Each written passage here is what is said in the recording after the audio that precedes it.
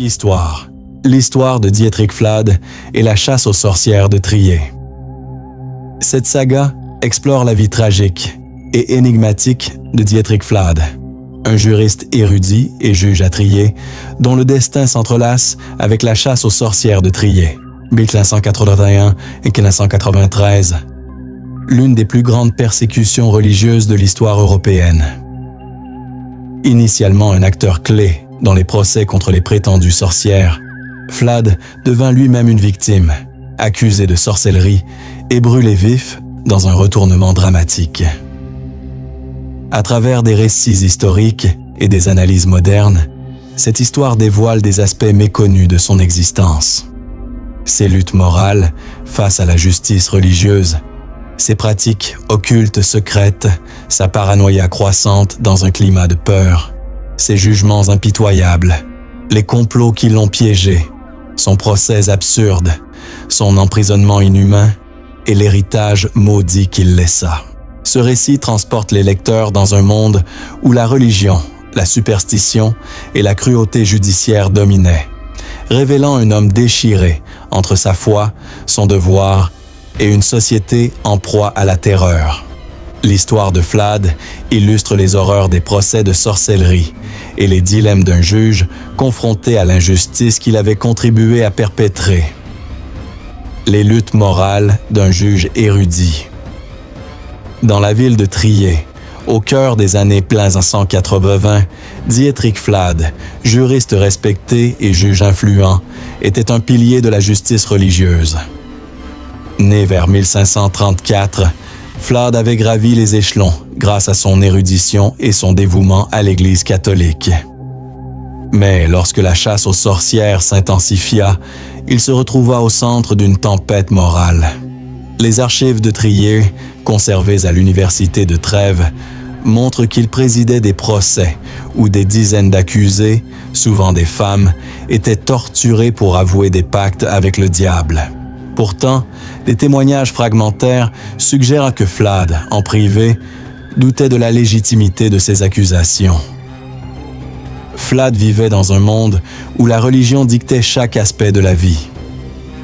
La peur du diable était omniprésente, et les autorités, sous l'égide de l'archevêque Johann von Schönenberg, voyaient des sorcières dans chaque ombre. Flade, en tant que juge, était chargé d'appliquer la justice divine. Mais ses écrits personnels, découverts dans un journal au XIXe siècle, révèlent un homme tourmenté. Il écrivait qu'il craignait que l'innocence soit brûlée avec la culpabilité. Ses doutes, bien que cachés, le rendaient vulnérable dans une société où le scepticisme était perçu comme une hérésie. Imaginez-vous dans une salle d'audience sombre où les cris des accusés résonnent sous les voûtes de pierre. Flade, derrière son pupitre, fixe une femme tremblante, accusée de sorcellerie pour avoir guéri un enfant avec des herbes. Ses yeux trahissent une hésitation, mais il prononce la sentence, le bûcher. Pourquoi un homme aussi savant participait-il à cette cruauté? Les historiens modernes, comme Wolfgang Behringer dans Witches and Witch Hunts, suggèrent qu'il était piégé par la pression sociale et religieuse, où refuser de condamner équivalait à trahir Dieu. Pourtant, Flade n'était pas insensible. Il distribuait parfois des aumônes aux familles des condamnés, un acte rare qui montre une humanité enfouie. Ses gestes, bien que discrets, ne pouvaient effacer les horreurs des procès. Il supervisa des tortures brutales, comme l'écrasement des membres ou l'épreuve de l'eau, convaincu que la vérité divine en sortirait. Ces contradictions, érudition et cruauté, foi et doute, font de Flade une figure fascinante.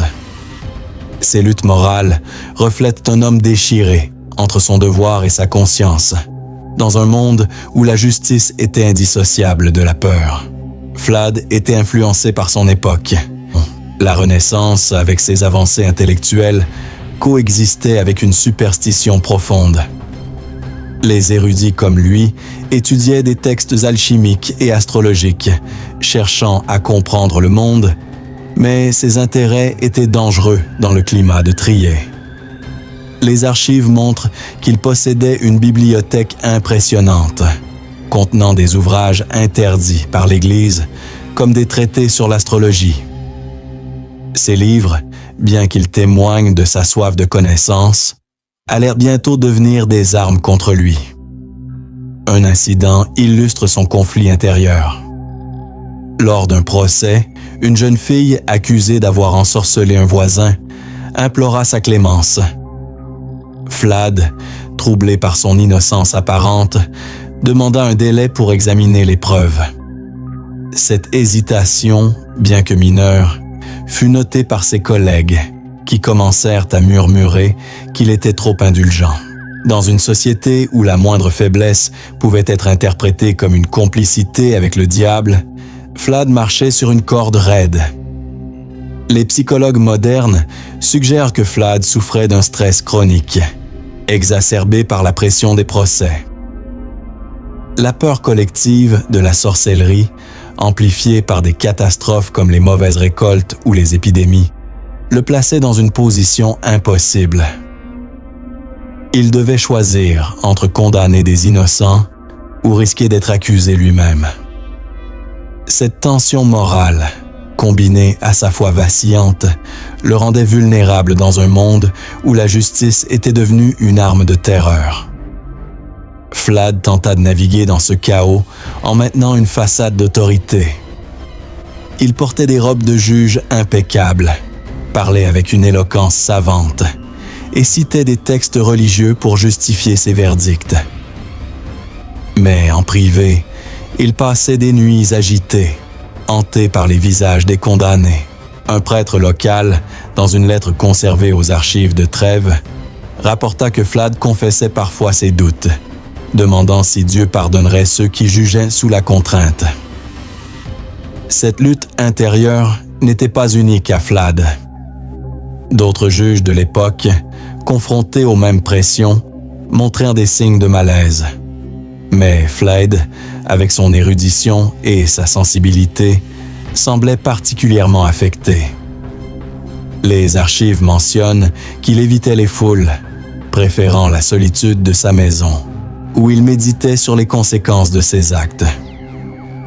Cette solitude, bien qu'elle le protégeât des regards indiscrets, renforçait aussi les soupçons contre lui. Dans un monde où la religion était à la fois un refuge et une prison, Flad incarnait une tragédie humaine. Il voulait être un serviteur de la justice, mais les procès de sorcellerie le transformèrent en un instrument de cruauté. Ses doutes, bien que sincères, devinrent une arme à double tranchant, le plaçant sur un chemin dangereux. Mais ce n'était que le début. Les secrets qu'il cachait dans l'ombre allèrent bientôt le condamner. Si ces luttes morales vous intriguent, attendez de découvrir les pratiques occultes qu'il dissimulait dans l'ombre. Les rituels occultes d'un juge. Thé tourmenté. Alors que Dietrich Flade présidait des procès condamnant des sorcières à Trier, il cachait un secret troublant. Il s'adonnait lui-même à des pratiques occultes. Les archives de Trier, bien que fragmentaires, mentionnent des rumeurs selon lesquelles Flade consultait des textes alchimiques interdits dans sa bibliothèque privée, dissimulés derrière des panneaux de bois dans sa maison.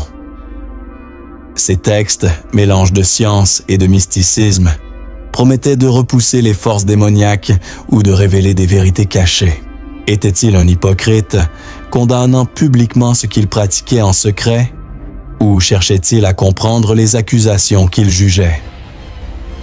Cette ambiguïté fait de Flad une figure énigmatique, à la croisée de la foi et de la superstition.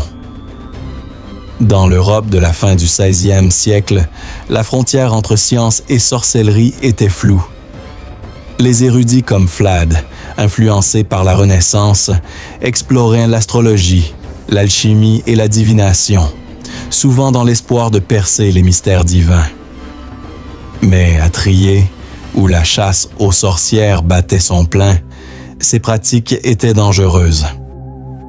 Un serviteur, interrogé après la mort de Flad, raconta avoir vu son maître tracer des cercles de sel sur le sol de sa bibliothèque, murmurant des prières dans une langue qu'il ne comprenait pas.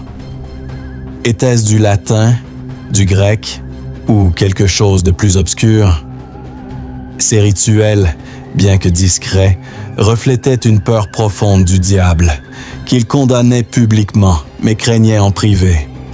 Imaginez-vous dans cette bibliothèque, éclairée par une chandelle vacillante, où l'odeur de l'encre et du parchemin se mêle à celle de la cire fondue. Flad, penché sur un manuscrit orné de symboles étranges, trace des cercles avec un mélange de sel et de cendre, convaincu que ses gestes le protégeraient des forces qu'il jugeait. Ces pratiques, bien que communes parmi les érudits de l'époque, étaient un acte de rébellion contre l'Église, qui voyait dans ses savoirs une porte ouverte aux démons. Un seul témoin pouvait le dénoncer comme sorcier, et Flad le savait. Les historiens, comme Landell Roper dans Witch Craze, notent que de nombreux intellectuels de l'époque étaient fascinés par l'occulte, non pas par croyance en la sorcellerie, mais par une quête de connaissance. Flad, avec sa formation juridique et théologique, semblait chercher des réponses rationnelles à la sorcellerie, peut-être pour apaiser ses doutes sur les procès qu'il présidait. Pourtant, cette fascination le rendait vulnérable. Un registre de Trier mentionne qu'il possédait un exemplaire du Malleus Maleficarum, le manuel notoire des chasseurs de sorcières, mais aussi des textes interdits, comme ceux de Paracelse, qui mélangeaient alchimie et mysticisme. Ces livres, découverts plus tard, furent utilisés contre lui. Un incident troublant illustre l'ampleur de ces pratiques. Une nuit, un voisin rapporta avoir vu une lueur étrange émaner de la maison de Flad, accompagnée d'un murmure rythmique. Lorsqu'un prêtre local l'interrogea, Flade prétendit étudier des cartes astrologiques pour prédire les récoltes, une excuse plausible mais risquée. Ce genre de comportement alimentait les soupçons dans une ville où la moindre déviation était suspecte. Les archives suggèrent qu'il consultait aussi une vieille femme, connue pour ses connaissances en herbes, sous prétexte de soigner des migraines. Était-elle une informatrice ou une complice dans ces rituels? Cette ambiguïté renforçait l'aura mystérieuse de Flade. Les psychologues modernes suggèrent que ces pratiques occultes étaient une réponse au stress intense de son rôle de juge.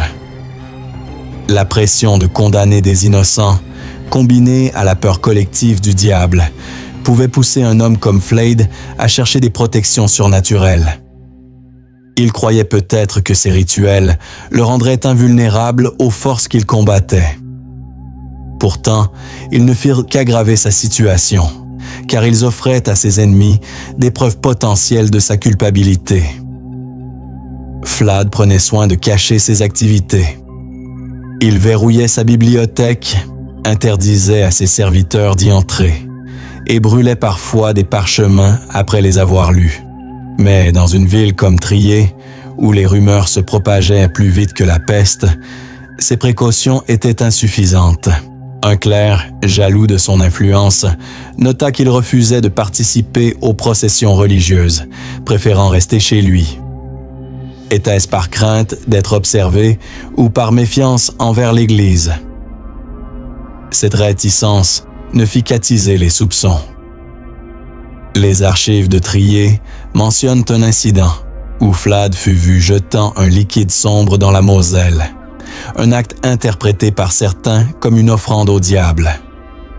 En réalité, il s'agissait peut-être d'un mélange alchimique raté. Mais dans le climat de peur, chaque geste prenait une teinte sinistre. Ces pratiques, bien que motivées par une quête de savoir, reflétaient une obsession croissante pour le contrôle d'un monde chaotique. Flad, en explorant l'occulte, cherchait à apaiser ses angoisses, mais il ne faisait que s'enfoncer dans un piège. Cette fascination pour l'occulte n'était pas unique à Vlad. D'autres érudits de l'époque, comme Johannes Kepler, étudiaient l'astrologie sans être accusés. Mais à Trier, sous la férule de l'archevêque Schönenberg, toute déviation intellectuelle était un crime. Vlad, avec son érudition, était à la fois un atout et une menace pour les autorités. Ces rituels, bien que secrets, devinrent un sujet de murmure parmi les clercs et les juges, préparant le terrain pour sa chute. Dans sa bibliothèque, Vlad passait des heures à déchiffrer des symboles, convaincu qu'il détenait la clé d'une vérité supérieure. Il dessinait des diagrammes complexes, mêlant géométrie et mysticisme, dans l'espoir de comprendre les forces qui semblaient posséder Trier. Ces moments de solitude, loin des salles d'audience, étaient son refuge, mais aussi sa prison. Chaque livre qu'il ouvrait, chaque cercle qu'il traçait, le rapprochait un peu plus du bûcher qu'il infligeait aux autres. Si ces rituels occultes vous troublent, attendez de découvrir la paranoïa qui le consumait dans les rues de Trier. La paranoïa d'un juge dans la tourmente. Dans les années 1580, Trier était une ville asphyxiée par la peur, où chaque murmure pouvait devenir une accusation. Dietrich Vlad, au cœur des procès de sorcellerie, devint de plus en plus paranoïaque, convaincu que des complots se tramaient contre lui. Les archives de Trier révèlent qu'il soupçonnait ses collègues juges, les clercs locaux et même l'archevêque Johann von Schönenberg de vouloir l'éliminer pour ses doutes sur les procès. Cette paranoïa, bien que fondée sur des tensions réelles, le transforma en un homme isolé, hanté par des ennemis invisibles. La chasse aux sorcières, alimentée par la ferveur religieuse, créait un climat de suspicion généralisée. Vlad, connu pour son érudition et son influence, était vu comme un danger par les zélotes, qui exigeaient une obéissance aveugle. Les archives mentionnent qu'il recevait des lettres anonymes, certaines tachées d'encre rouge, l'accusant de protéger les sorcières. Ces menaces, bien que vagues, le rendaient nerveux. Il commença à scruter chaque visage dans les salles d'audience, cherchant des signes de trahison. Imaginez-vous dans les rues pavées de Trier, où Vlad, vêtu de sa robe de juge, serre un rosaire dans sa main moite, convaincu que chaque passant est un espion. Un incident rapporté illustre l'ampleur de sa paranoïa. Lors d'un conseil judiciaire, Vlad accusa un collègue, Peter Binsfeld, un fervent chasseur de sorcières, d'avoir glissé un charme maléfique dans ses documents. Cette accusation, sans preuve, choqua l'Assemblée et renforça les soupçons contre lui. Binsfeld, co-auteur du Malleus Maleficarum, était un adversaire redoutable, et Vlad savait que s'opposer à lui était risqué. Pourtant, sa peur l'emportait sur sa prudence. Les psychologues modernes, comme ceux cités dans The Witch Hunt in Early Modern Europe de Brian Levac, suggèrent que Vlad souffrait d'un trouble anxieux sévère, exacerbé par le stress des procès. La pression de condamner des innocents, combinée à la peur d'être accusé lui-même, créait un cercle vicieux. Il refusa de dîner avec d'autres juges, craignant un empoisonnement, et fit fouiller sa maison à la recherche de talismans maléfiques. Ses comportements, bien que compréhensibles dans le contexte, le rendaient encore plus suspect aux yeux de ses pairs. Vlad commença à voir des signes démoniaques partout. Une ombre dans sa chambre, un corbeau perché sur son toit, une chandelle qui s'éteignait sans raison. Tout devenait une menace. Les archives rapportent qu'il portait un crucifix en fer sous sa robe, croyant qu'il le protégerait des maléfices. Cette obsession reflétait l'ironie tragique de sa situation. Un juge chargé de traquer les sorcières vivait dans la peur d'être ensorcelé lui-même. Sa paranoïa affectait aussi ses relations. Il s'éloigna de sa femme, Anna, craignant qu'elle ne soit influencée par ses ennemis. Les archives mentionnent qu'il interdisait à ses serviteurs de parler à quiconque hors de la maison. convaincu que les ragots pouvaient le détruire. Cette isolation, bien qu'elle visât à le protéger, ne fit qu'aggraver les rumeurs. Les habitants de Trier chuchotaient qu'un homme si craintif devait cacher quelque chose. Un épisode particulièrement troublant montre Flade errant dans les rues la nuit, inspectant les murs pour chercher des symboles gravés. Il croyait que des sorcières marquaient les maisons des juges pour les maudire. Cette peur, bien que délirante, était alimentée par le climat de Trier, où des catastrophes comme les tempêtes ou les épidémies étaient attribuées à la sorcellerie. Flade, en tant que juge, savait que ces accusations étaient souvent infondées, mais il ne pouvait échapper à la terreur collective. Les historiens modernes notent que la paranoïa de Flade était symptomatique d'une société en crise. La chasse aux sorcières, en exacerbant les tensions sociales, transformait les alliés en ennemis. Flade, avec son érudition et ses doutes, était une cible idéale pour ceux qui voulaient consolider leur pouvoir. Ses soupçons, bien que justifiés en partie, le rendaient imprévisible, ce qui aggravait sa situation. Flade tenta de se protéger en renforçant sa façade d'autorité. Il prononçait des discours enflammés lors des procès, citant des passages de la Bible pour prouver sa piété. Mais en privé, il passait des nuits à écrire des lettres à des collègues éloignés, implorant leur soutien. Ces lettres, découvertes plus tard, révèlent un homme désespéré, conscient que le piège se refermait sur lui. Pourtant, il continuait à croire que sa foi et son savoir le sauveraient. Cette paranoïa, bien qu'elle l'ait isolé, lui permit aussi de survivre temporairement. Sa vigilance extrême le rendait difficile à piéger, car il anticipait les complots. Mais cette méfiance constante érodait sa santé mentale et physique. Les archives décrivent un homme amaigri, aux yeux cernés, qui semblait vieillir prématurément sous le poids de ses peurs. Si sa paranoïa vous effraie, attendez de découvrir les jugements cruels qu'il infligeait dans les salles d'audience de Trier. Les jugements impitoyables de Flade. Dietrich Flade, en tant que juge à Trier, prononça des sentences d'une cruauté qui marquèrent les annales de la chasse aux sorcières. Les archives de Trier documentent des cas où il ordonna le bûcher pour des accusés, souvent sur des preuves fragiles comme des rumeurs ou des aveux arrachés sous la torture. Des femmes, des enfants et même des hommes respectables furent condamnés sous son autorité, transformant Flade en un symbole de la justice implacable de l'époque. Dans une salle d'audience étouffante, Flade supervisait des tortures brutales, l'écrasement des doigts, l'épreuve de l'eau, où les accusés étaient plongés dans la Moselle jusqu'à suffocation ou la flagellation jusqu'au sang. Une femme, accusée d'avoir causé une tempête par sorcellerie, fut brûlée vive après un procès expéditif. Flade, impassible derrière son pupitre, semblait convaincu que ses actes servèrent la justice divine. Pourtant, ses journaux personnels, retrouvés dans les archives de Trèves, révèlent qu'il passait des nuits à prier pour le pardon, hanté par les cris des condamnés. Imaginez-vous parmi la foule, regardant les flammes consumer une victime sur la place de Trier. Flade, depuis son estrade, cache son trouble derrière un masque de sévérité, ses mains serrant un crucifix. Était-il un monstre ou un homme piégé par son époque?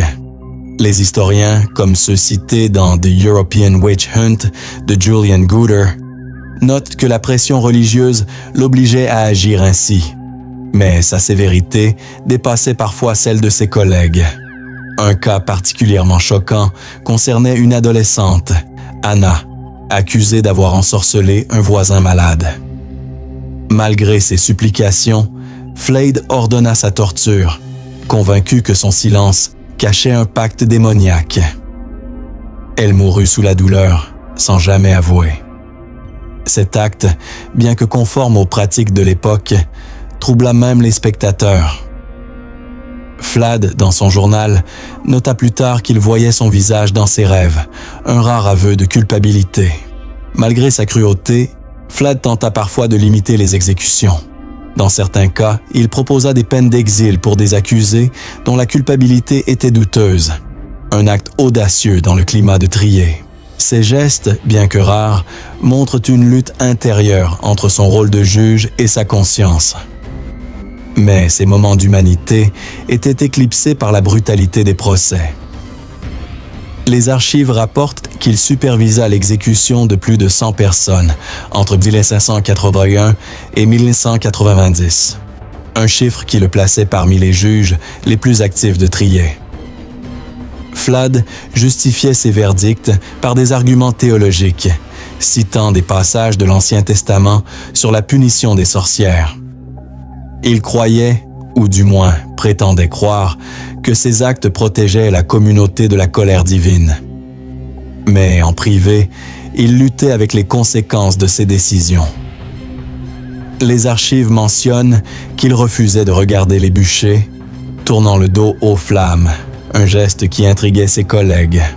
Les psychologues modernes suggèrent que Flad souffrait d'une dissonance cognitive, un conflit entre ses croyances et ses actions. Condamner des innocents, tout en doutant de leur culpabilité, créait une tension psychologique insupportable. Cette tension se manifestait dans ses insomnies et son comportement erratique, noté par ses serviteurs. Un prêtre local rapporta qu'il le voyait souvent prier dans une chapelle déserte, murmurant des supplications pour le salut de son âme. Flad n'était pas seul dans sa cruauté. D'autres juges, comme Peter Bansfeld, étaient tout aussi impitoyables, voire plus. Mais Flade, avec son érudition, semblait plus conscient des implications morales de ses actes. Cette conscience, loin de le sauver, ne fit qu'aggraver son tourment. Les archives montrent qu'il écrivait des notes frénétiques sur la justice divine, se demandant si Dieu jugerait les juges aussi sévèrement que les sorcières. Dans le climat de Trier, où chaque procès renforçait la peur collective, Flade était un rouage d'une machine impitoyable. Les mauvaises récoltes, les épidémies et les tempêtes étaient attribuées aux sorcières, et les juges, comme Flad, étaient chargés de purger la société. Mais chaque condamnation renforçait le cycle de terreur, rendant les accusations plus nombreuses et plus absurdes. Flad, en participant à ce système, devenait à la fois bourreau et victime. Sa cruauté, bien que choquante, était aussi un produit de son époque. La chasse aux sorcières, comme le note l'historien Norman Cohn dans Europe's Inner Demons, transformait des hommes ordinaires en instruments de destruction.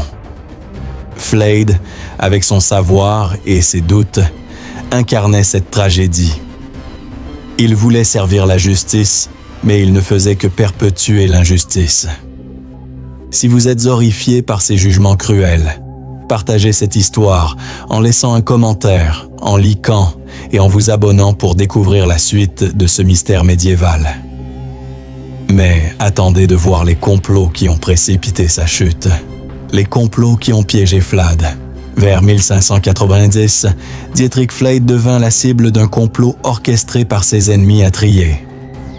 Les archives révèlent que des juges rivaux, jaloux de son influence, et des clercs zélotes, menés par Peter Bansfeld, l'accusèrent de sorcellerie. Ces accusations s'appuyaient sur ses pratiques occultes et ses doutes exprimés en privé, qui avaient infiltré malgré ses précautions. Ce retournement tragique transforma Flade, autrefois pilier de la justice, en un accusé vulnérable. Les complots contre Flade étaient motivés par des luttes de pouvoir. En tant que juge influent et propriétaire terrien, il était une menace pour ceux qui cherchaient à consolider leur autorité. L'archevêque Schönenberg, déterminé à maintenir une poigne de fer sur Trier, voyait en Flade un obstacle. Les archives mentionnent qu'un témoin, un ancien collègue nommé Hans Müller, déclara avoir vu Flad consulter des livres maudits dans sa bibliothèque. Ces allégations, bien que vagues, suffirent dans le climat de peur pour justifier son arrestation. Imaginez-vous dans la maison de Flad, une nuit d'automne 1590, lorsque des gardes envahissent sa bibliothèque, saisissant ses manuscrits comme preuve de sorcellerie. Flade, arraché à son sommeil, tente de se défendre, arguant que ses études étaient scientifiques. Mais ses paroles tombent dans l'oreille d'un sourd. Les historiens, comme Alison Rowlands dans Witchcraft and the Law, suggèrent que ce complot était un mélange de jalousie professionnelle et de fanatisme religieux visant à éliminer un homme trop indépendant. Les accusations contre Flade étaient absurdes, mais typiques de l'époque. On prétendait qu'il avait conclu un pacte avec le diable pour obtenir sa richesse et son érudition. Des témoins, souvent sous la torture, affirmaient en l'avoir vu danser avec des démons lors de sabbats nocturnes. Ces témoignages, bien que fabriqués, étaient incrédibles dans une ville où la peur du diable dominait. Flad, conscient de la faiblesse des preuves, tenta de faire appel à sa réputation, mais son passé de juge joua contre lui. Ceux qui l'avaient condamné, ou leur famille, voyaient dans son procès une forme de justice divine. Un incident clé précipita sa chute. Un clerc, jaloux de sa position, produisit un parchemin trouvé dans sa maison, orné de symboles astrologiques. Bien que Flade expliqua qu'il s'agissait d'études savantes, le parchemin fut présenté comme une preuve de sorcellerie. Ce genre de malentendu était courant à Trier, où la science était souvent confondue avec la magie. Les archives montrent que Flade fut interrogé à plusieurs reprises, chaque session plus brutale que la précédente, dans l'espoir de lui arracher un aveu. Flade, malgré la pression, refusa de céder. Il savait que confesser équivalait à une condamnation à mort, mais son silence exaspérait ses accusateurs. Les psychologues modernes notent que cette résistance, bien que courageuse, reflétait une forme de désespoir. Flade, conscient de l'ironie de sa situation, voyait ses propres méthodes judiciaires se retourner contre lui. Il avait lui-même ordonné des tortures similaires et maintenant, il en était la victime. Les complots contre Flade n'étaient pas isolés. La chasse aux sorcières, comme le souligne l'historien Bengt N. Carlew dans Witchcraft and Magic in Europe, était un outil politique pour éliminer les indésirables. Flade, avec sa richesse et son érudition, était une cible idéale. Ses ennemis, en l'accusant, cherchaient non seulement à le détruire, mais aussi à envoyer un message. Personne, pas même un juge, n'était à l'abri. Flade tenta de se défendre en écrivant des lettres à des collègues hors de Trier, implorant leur intervention. Mais ces lettres, interceptées par ses ennemis, furent utilisées comme preuve supplémentaire de sa culpabilité. Les archives mentionnent qu'il fut accusé d'avoir tenté de corrompre d'autres juges avec des promesses de richesse. Cette accusation, bien que fausse, renforça l'idée qu'il était un sorcier manipulateur. Dans ce climat de suspicion, Flade était seul. Sa femme, Anna, terrifiée par les accusations, s'éloigna de lui, craignant pour sa propre sécurité. Ses serviteurs, sous la pression, témoignèrent contre lui, affirmant avoir vu des objets étranges dans sa maison. Ces trahisons, bien que douloureuses, étaient typiques de l'époque, où la peur poussait les proches à se retourner les uns contre les autres. Flade, dans ses derniers moments de liberté, comprit que le piège était refermé. Il passa ses nuits à prier, non plus pour le salut, mais pour la force de supporter ce qui l'attendait. Les archives décrivent un homme brisé, mais toujours digne, refusant de plier face à ses accusateurs. Ce courage, bien que futile, montre la complexité de sa personnalité. Un homme déchiré entre sa foi, sa peur et son sens de l'honneur. Mais si ces complots vous choquent, attendez de voir l'absurdité du procès qui l'a condamné. Le procès absurde de Flad. En 1591, Dietrich Flad fut jugé pour sorcellerie dans une parodie de justice qui reflétait la folie de Trier. Les archives de l'université de Trèves décrivent un procès basé sur des accusations absurdes. Il aurait conclu un pacte avec le diable pour obtenir sa richesse et son érudition. Des témoins, souvent sous la torture, affirmèrent l'avoir vu participer à des sabbats démoniaques, dansant sous la lune avec des esprits maléfiques. Ces allégations, bien que grotesques, étaient prises au sérieux dans une ville consumée par la peur. Dans une salle d'audience bondée, Flade, enchaîné et affaibli, faisait face à ses anciens collègues, désormais ses juges.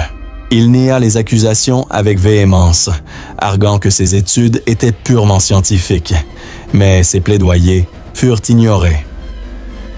La torture, fer rouge, écrasement des os et étirement sur le chevalet brisa son corps, mais pas son esprit. Les archives rapportent qu'il refusa d'avouer, un acte rare qui surprit ses accusateurs. Cette résistance, bien que courageuse, ne fit qu'aggraver son sort. Imaginez-vous dans cette salle, où l'odeur du fer chauffé emplit l'air et les murmures de la foule résonnent. Flad, épuisé, fixe ses juges avec un mélange de défi et de désespoir, sa voix tremblante sous la douleur.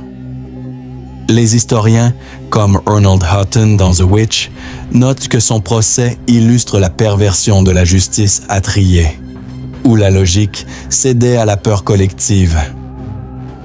Les preuves contre lui, des parchemins astrologiques, des témoignages extorqués, étaient aussi fragiles qu'un château de cartes.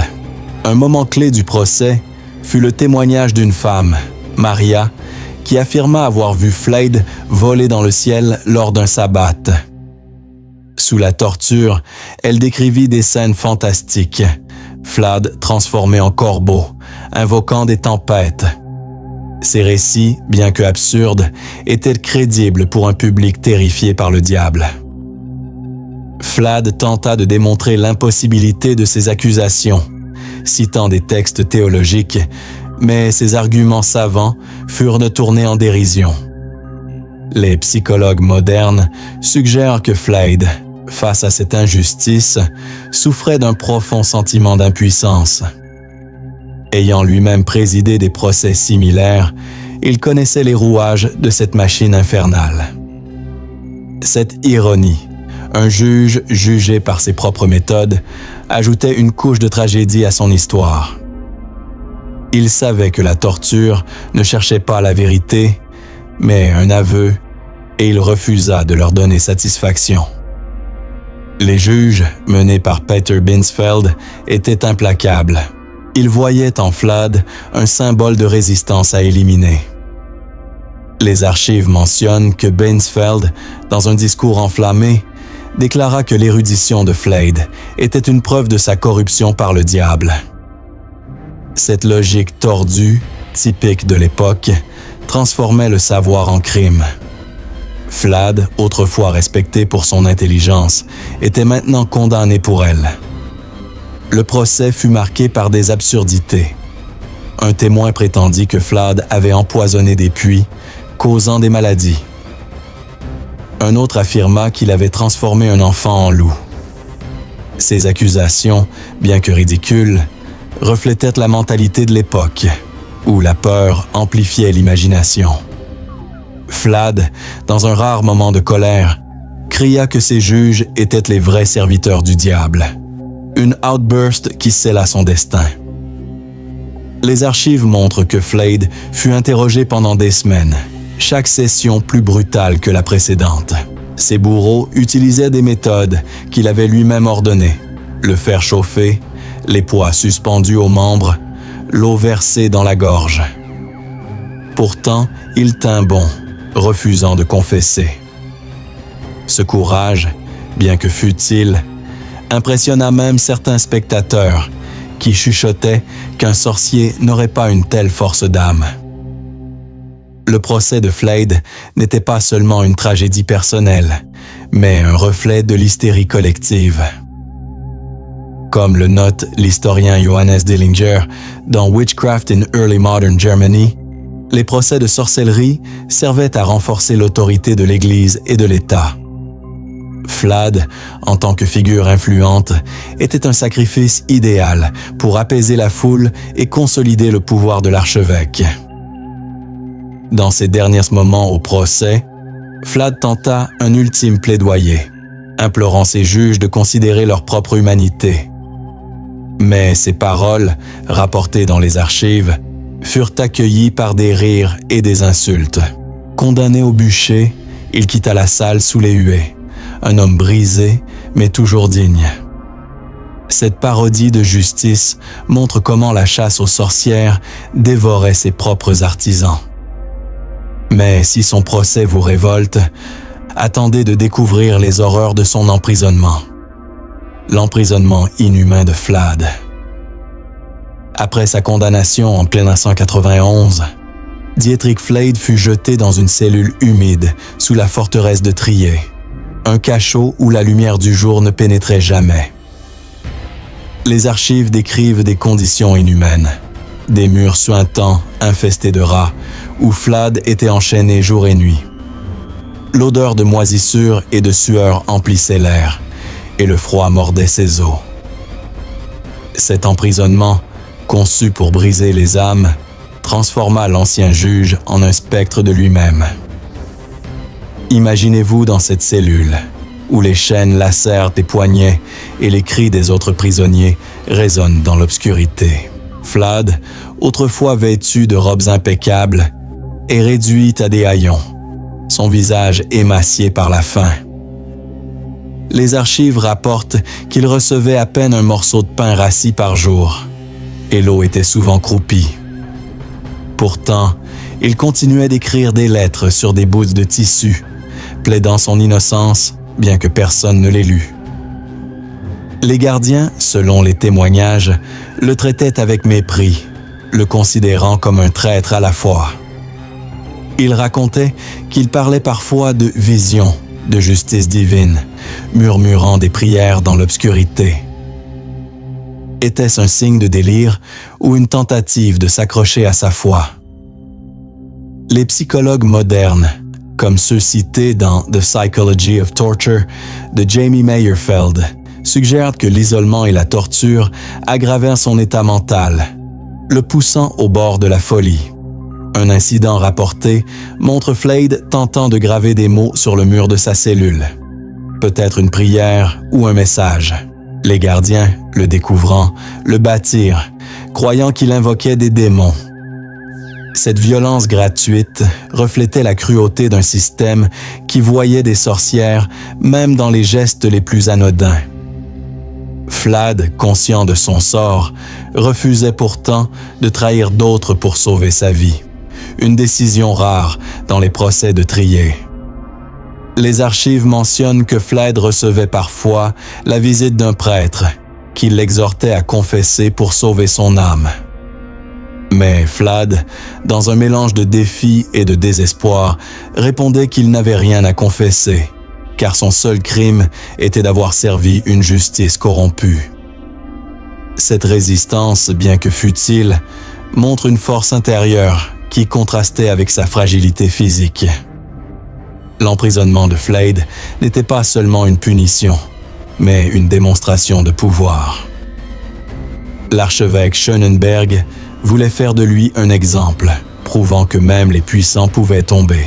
Les historiens notent que les conditions des cachots de Trier étaient conçues pour déshumaniser, brisant la volonté des accusés avant leur exécution. Flade, ayant lui-même envoyé des dizaines de personnes dans ces cachots, connaissait leur horreur, ce qui rendait son sort encore plus tragique. Dans ces moments de solitude, Flade réfléchissait à sa vie.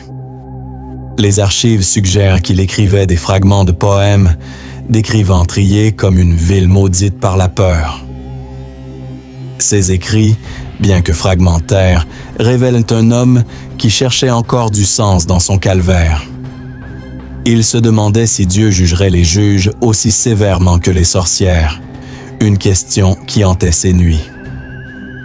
Les psychologues modernes notent que l'isolement prolongé, combiné à la peur de la mort imminente, pouvait provoquer des hallucinations.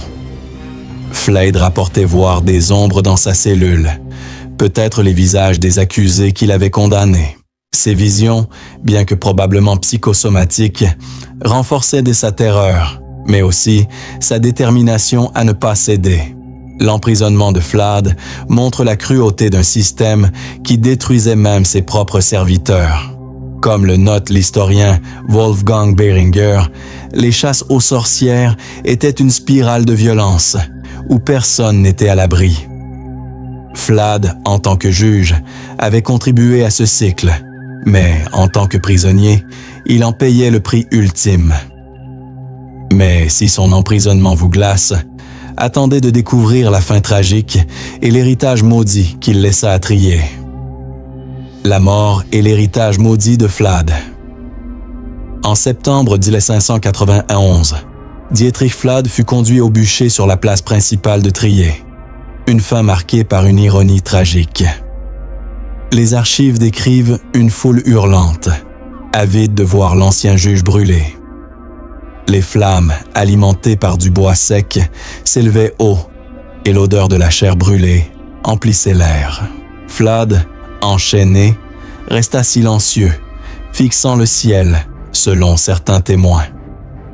D'autres prétendent qu'il murmura une malédiction contre ses accusateurs, un dernier acte de défi. Cette image d'un homme consumé par les flammes qu'il avait lui-même ordonné pour d'autres incarne l'horreur de la chasse aux sorcières. Sa mort ne mit pas fin à son histoire. Des rumeurs, rapportées dans les chroniques de Trier, affirmaient que son esprit hantait la ville, apparaissant près des lieux des exécutions sous la forme d'une silhouette encapuchonnée.